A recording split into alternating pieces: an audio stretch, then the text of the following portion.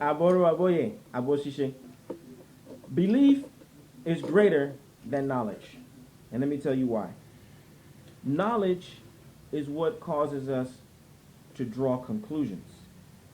Belief is what inspires us to action. Knowledge makes us draw conclusions, but it is belief that inspires us to action. Because belief is a function of strong emotion. And contrary to what people have been conditioned to think, it's not knowledge that is moving you throughout the day. It's emotion that's moving you throughout the day.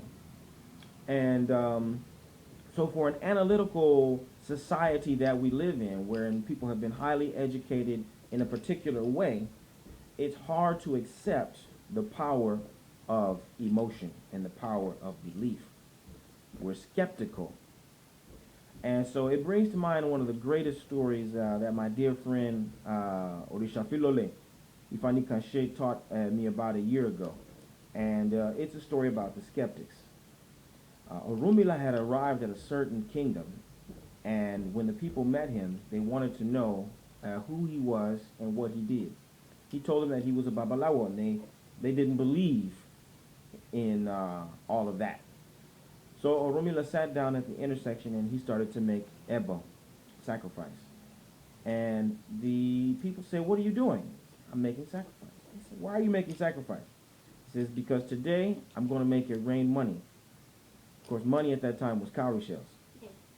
Everyone went to bed, and that night it started to rain and rain and rain, and they could hear on the rooftops cowries in the thousands falling onto the surface. Everyone ran out with bags and pillowcases and everything they could grab, and they put all the cowrie shells into sacks and they carried them home. That day they saw Orunmila again at the intersection. They said, "What are you doing now?" He said, "I'm making ebo."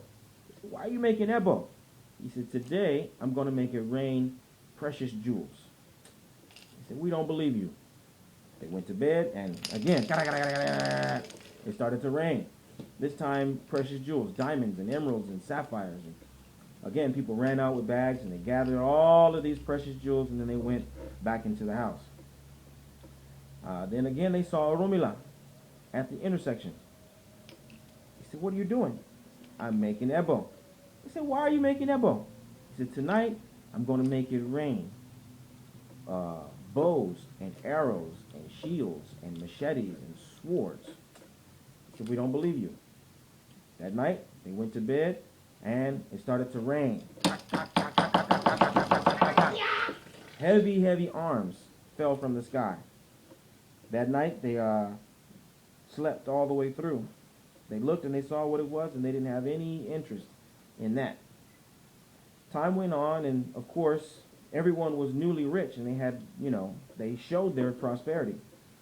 But one day, one of the messengers came running, wild-eyed and terrified, because another town, had heard about their riches and was coming to invade them, and they were going to steal everything that they had.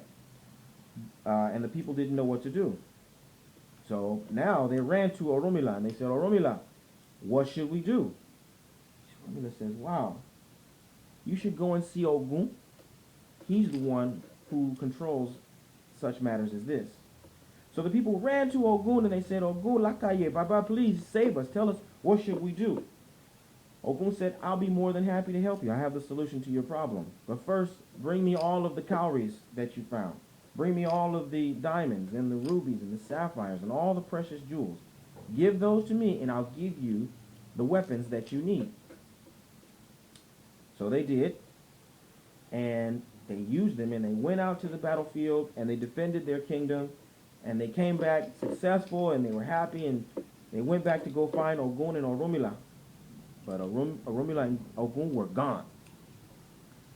Here Ifa teaches us not to be skeptical, to invest in the power of belief, because it is through believing in things that we cannot see, believing in things that we cannot understand, believing in things that don't belong to this world, that we will have the blessings that will allow us to be prosperous in this world.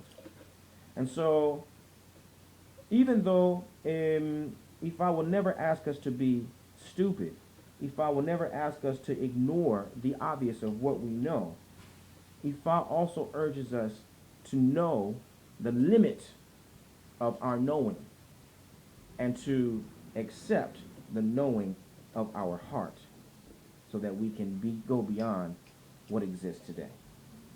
So again, as we come to an intersection of life, and we want to do something bigger than the immediate environment is telling us is possible, look to the wisdom of the heart and ask Ifa how to transcend the circumstances of now. Aboru, Aboye, Aboshisho.